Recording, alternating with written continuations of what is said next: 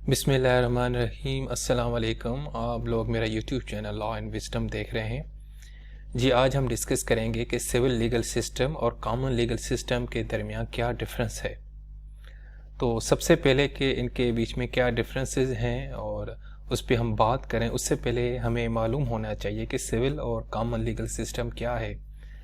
अगर ये question exam में आता है तो सबसे पहले आपने इंट्रोडक्शन लिखना है और उसके बाद फिर सिविल लीगल सिस्टम और कॉमन लीगल सिस्टम को डिफाइन करना है।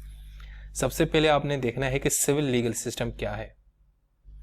जी, सिविल लीगल सिस्टम देखें, सिविल लॉ अक्सर एक वर्ड इस्तेमाल होता है हमारे यहाँ। हम जब किसी वकील से पूछते हैं कि जी आप प्रैक्टिस करते हैं, जी कहते हैं हमें प्रैक्टिस कर रहा हूँ, तो पूछते हैं कि जी कौन से कर रहे हैं, सिविल केसेस कर रहे हैं या क्रिमिनल केसेस कर रहे हैं। तो सिविल के केसेस तो वो होते हैं जिसमें दो इंडिविजुअल के दरमियान इश्यूज हो, प्राइवेट इंडिविजुअल्स हों, ठीक है, जिसमें प्राइवेट लॉ आता है। मिसाल के तौर पर प्रॉपर्टी का मामला है, फैमिली के इश्यूज हैं, ये सारी चीज़ें। और क्रिमिनल केसेस तो आपको पता है जिसमें स्टेट वर्सेस पर्सन इन्वॉल्व होता है। रियासत के ख़िलाफ़ अगर आपने कोई काम किया है, रियासत के कानून की कोई आपने वो जो हक तलफी की है या उसके ऊपर अमल नहीं किया, तो आपके ऊपर एक केस लगता है जिसको हम क्रिमिनल केसेस कहते हैं। तो पहला तो सिविल लॉ का मतलब यही है जो हम आम इस्तेमाल करते हैं, लेकिन उसके अलावा civil law, civil legal system ये प्रॉपर एक लीगल सिस्टम है जो दुनिया के तकरीबन यानी कि खुसूसन यूरोप के अंदर तो ये पूरी तरीके से इम्प्लीमेंट होता है। और ये एक्चुअली इंस्पायर है रोमन लॉ से। जो रोमन थे उनके यहाँ एक लॉज थे जिन्होंने उनको कोडिफाई करके रखा था। वो आगे चल के वक्त के साथ मज़ीद मॉडिफाई हुए और आगे चल के वो सिविल लीगल सिस्टम के अंदर कन्वर्ट हुए। और सिविल लीगल सिस्टम जितना भी ये कोड है, सिविल कोड, उसके अंदर ज़्यादातर आपको रोमन लॉज की झलक नज़र आती है। ठीक है, आज तकरीबन मोर देन 90% यूरोप में, सेंट्रल अमेरिका, साउथ अमेरिका और बहुत सारे दूसरे रीजन्स के अंदर सिविल लीगल सिस्टम को फॉलो किया जाता है। इसकी जो बुनियादी फीचर है, जो खासियत है, वो ये है कि ये एक्चुअली एक रिटन कोड है, एक ऑर्गेनाइज्ड है, एक प्रॉपर ऑर्गेनाइज्ड वे में ये लॉज लिखे हुए हैं। ठीक है, जिस तरह हम अगर इस तरह करें कि हमारे जैसे कॉन्स्टिट्यूशन है पाकिस्तान का, एक ऑर्गेनाइज्ड है, चैप्टर्स लिखे हुए हैं। ठीक है, सेनेट के मसाइल क्या होंगे, नेशनल असेंबली के क्या होंगे, सुप्रीम कोर्ट किस तरह काम करेगा, हाई कोर्ट किस तरह काम करेगा, इलेक्शन किस तरह होंगे। ठीक है, तो ये सारा का सारा कुछ, इवन के आपने बजट किस तरह पास करना है, तो ईच एंड एवरीथिंग हमने वहाँ पे मेंशन कर लिया। इवन के जो हमारे फंडामेंटल राइट्स हैं वो भी लिखे हुए हैं, यानी वो रिटन कोड है एक ऑर्गेनाइज्ड वे में। इसी तरीके से सिविल लीगल सिस्टम एक्चुअली एक ऑर्गेनाइज्ड लीगल सिस्टम होता है। ये रोमन एम्पायर से इंस्पायर है, उन्होंने इसको इस्तेमाल किया, यानी कि रोमन लॉज ज़्यादा इस्तेमाल होते हैं। ठीक है, जिस तरह एक सिविल कोड ऑफ क्यूबेक है, ये कनाडा के अंदर इस्तेमाल होता है।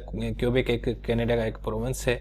सिविल लीगल सिस्टम की जो एक बुनियादी डेफिनेशन है कि ये एक ऐसा लीगल सिस्टम है जो एक ऑर्गेनाइज्ड और रिटन कोड्स के अंदर मौजूद है और जो रोमन लॉ से ड्राइव किया गया है। अब हम देखते हैं कि कॉमन लीगल सिस्टम क्या है। देखें, कॉमन लीगल सिस्टम में एक्चुअली ये होता है कि हमारी जजेस ने जो फैसले दिए होते हैं, हम उनको ही इस्तेमाल करते हैं, यानी हमारे पास कोई कानून नहीं मौजूद। हम क्या करते हैं कि जजेस के पुराने केसेस उठाते हैं और उनको इस्तेमाल करके एज ए प्रेसिडेंट या एज ए उनको एग्जाम्पल समझ के या उनमें से ना उसको इस्तेमाल करके हम अपने केसेस को सॉर्ट आउट करते हैं। ये मैं आपको बिल्कुल एक लेमैन की तरह बता रहा हूँ। ठीक है, अदालती डिसीजन मौजूद हैं। मिसाल के तौर पर एक केस आता है आपके पास और आपको पता नहीं उसको हमने किस तरह डील करना है, तो आप क्या करते हैं कि पुराने जो अदालती फैसले हैं उनको ढूंढेंगे और उससे मिलता जुलता कोई ऐसा आपको डिसीजन मिलता है तो आप उसको इस्तेमाल करेंगे as a source of law और कहेंगे कि जी देखें फ़लाँ केस में इस तरह लिखा हुआ है, सो इसको इस तरह सॉर्ट आउट कर लो। यानी कि जो जजेस के डिसीजंस हैं वो प्राइमरी सोर्स ऑफ लॉ है। ठीक है, कॉमन लॉ लीगल सिस्टम में ये ज़्यादातर इंग्लैंड के अंदर पाया जाता है। इसके अलावा अब तो ये ऑस्ट्रेलिया, कनाडा, इंग्लैंड और यूनाइटेड स्टेट्स की कुछ रियासतों में भी है। तो यहाँ पे सिविल कॉमन लीगल सिस्टम में ज़्यादातर जजेस के जो फैसले हैं, अदालतों के पुराने फैसले हैं, उन्हीं को ही नज़र में रख के आपने अपने केसेस को जो है ना सॉर्ट आउट करना होता है। इसमें जो प्राइमरी सोर्स है ना आपका लॉ का, वो आपके लीगल प्रेसिडेंट हैं या केस लॉज हैं। ठीक है जी, ये तो डेफिनेशन उम्मीद है आप लोगों को दोनों की क्लियर हो गई होगी कि सिविल लीगल सिस्टम क्या है और कॉमन लीगल सिस्टम क्या है। ठीक है, सिविल लीगल सिस्टम एक ऑर्गेनाइज कोडिफाई है, ठीक है, जबकि कॉमन लीगल सिस्टम में हम लीगल प्रेसिडेंट और अदालतों के पुराने डिसीजन को इस्तेमाल करके अपने केसेस को सॉर्ट आउट करते हैं, यानी वही हमारे लिए कानून की हैसियत रखते हैं।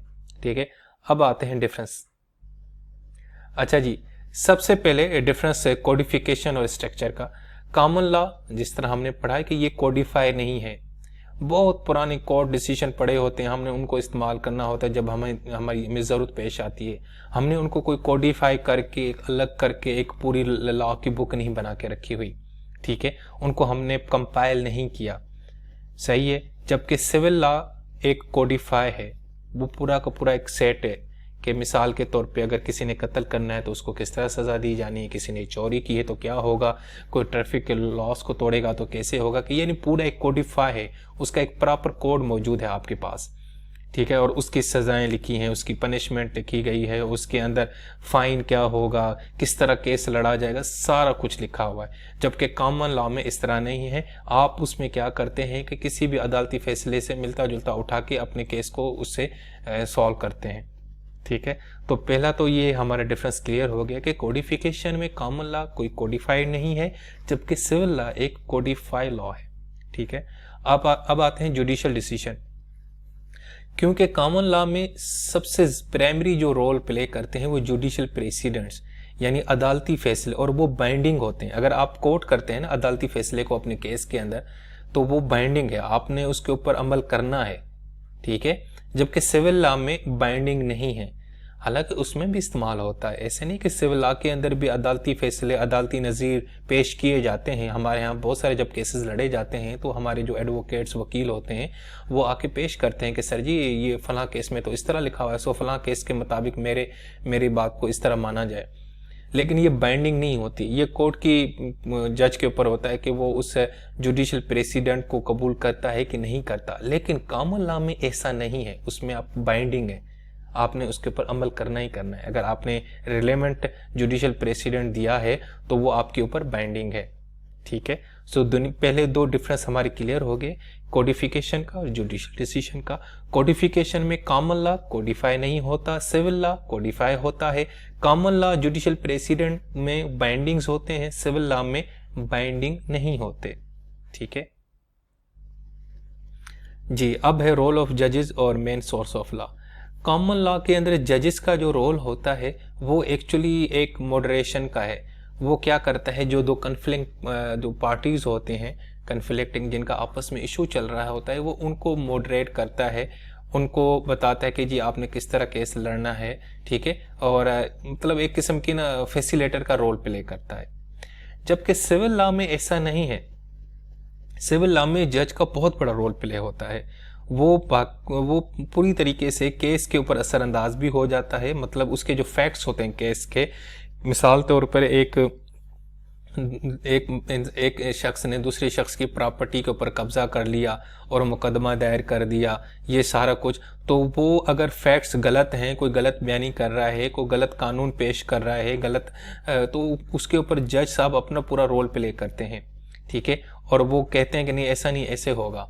और इवन जज साहब जो है ना, एक्चुअली जो उनके पास एक रूल मौजूद है या कानून है, वो कानून को एप्लीकेबल भी करेंगे, साथ में बताएंगे भी। अगर मिसाल के तौर पर एक शख्स गलत यानी कि गवाही देता है तो जज उसको डांट सकता है और उस कोड के मुताबिक, लॉ के मुताबिक उसको सज़ा भी सुना सकता है।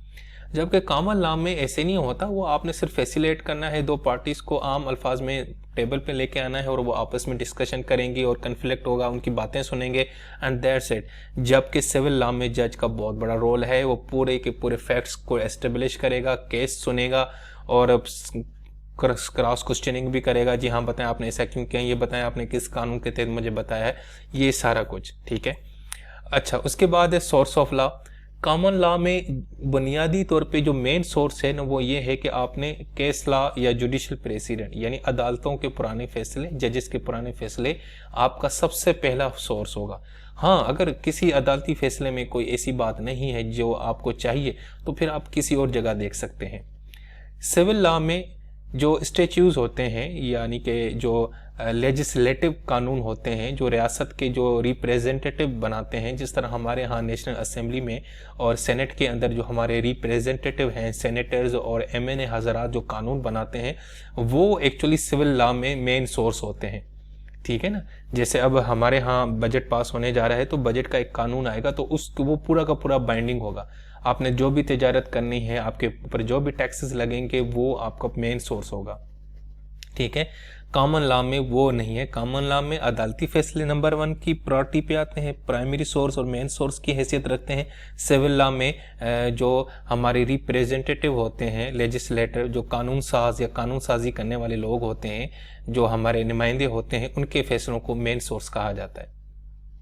अच्छा जी, उसके बाद कोर्ट की प्रैक्टिस क्या होती है। कॉमन लॉ में एक्चुअली जो प्रैक्टिस होती है वो ये होती है कि आपने दो पार्टीज़ हैं, आपस में आर्गू कर रही होती हैं। एक ग्रुप ऑफ ज्यूरी होता है 10 बंदों का, वो बैठा होता है, और साथ में एक जज होते हैं जो एज ए मॉडरेशन का काम करते हैं।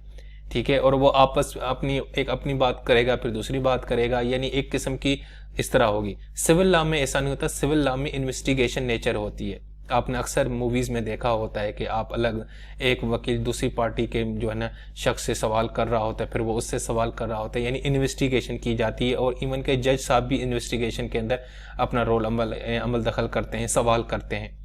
ठीक है। अब आते हैं role of jury. Common law के अंदर एक ले पर्सन लोगों का एक ग्रुप बना होता है और वो साइड पे बैठ के दोनों पार्टीज की बातें सुनता है और फिर अपना फैसला सुनाता है, यानी कि वो फैसला ज्यूरी करता है। जबकि सिविल लॉ में ज्यूरी का कोई इतना अमल दखल नहीं होता। जिस तरह हमारे यहाँ आपको पता है सिर्फ जज साहब होते हैं, वही बैठे होते हैं और वही केस सुनाते हैं। ज्यूरीज वगैरह हमारे यहाँ उस तरह की इस्तेमाल नहीं होती पाकिस्तान के अंदर। लेकिन बहुत सारे ममालिक हैं, जैसे यूके है, वहाँ पे ज्यूरीज का बहुत अमल दखल है। 10 बंदों का, 9 बंदों का लेमेन, यानी जो आम इंसान है, वो एक्चुअली दोनों पार्टीज की बात सुन के अपना फैसला देता है कि हाँ जी इसकी बात सही है या इसकी बात सही है। ठीक है। सो एक ये भी फ़र्क है। तो दोस्तों आज के लिए बस इतना ही। उम्मीद है कि आप लोगों को मेरा जो आज का वीडियो है पसंद आया होगा। सो एक्चुअली अब आपका जब क्वेश्चन आएगा तो सबसे पहले आपने इंट्रोडक्शन देना है, civil legal system, common legal system, इन दोनों को डिफाइन करना है। उसके बाद इनके जो डिफरेंस है, डिफरेंस आपने इस तरह, यानी कोडिफिकेशन में बताना है क्या डिफरेंस है, जुडिशल डिसीजन के हवाले से जजेस का रोल क्या है, ज्यूरी का रोल क्या है, इनके सोर्स क्या होते हैं और कोर्ट में किस तरह इनकी प्रैक्टिस होती है, इस तरह आपने डिफाइन करना है।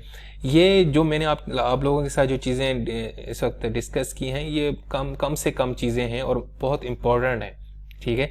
इसमें आप मज़ीद छोटी छोटी चीज़ें और भी हैं बारीक, वो भी ऐड कर सकते हैं अपनी तरफ से। आपने 100% इसके ऊपर रिलाई नहीं करना, अपनी तरफ से भी इनपुट देनी है। लेकिन इंशाल्लाह मेरी ये वीडियो आप लोगों को थोड़ा बहुत ज़रूर हेल्प देगी अंडरस्टैंडिंग में, और थोड़ी बहुत अंडरस्टैंडिंग आपकी हो जाएगी कि सिविल और कॉमन लीगल सिस्टम के अंदर क्या डिफरेंस है और हमने उसको एग्जाम के अंदर किस तरह लेके चलना है। सो आज के लिए दोस्तों बस इतना ही। उम्मीद है कि आप लोगों को मेरी वीडियो पसंद आई होगी। अगर ऐसा ही है तो प्लीज़ मेरे चैनल को सब्सक्राइब कीजिएगा और लाइक कीजिएगा और दोस्तों के साथ ज़रूर शेयर कीजिएगा। अल्लाह हाफिज़।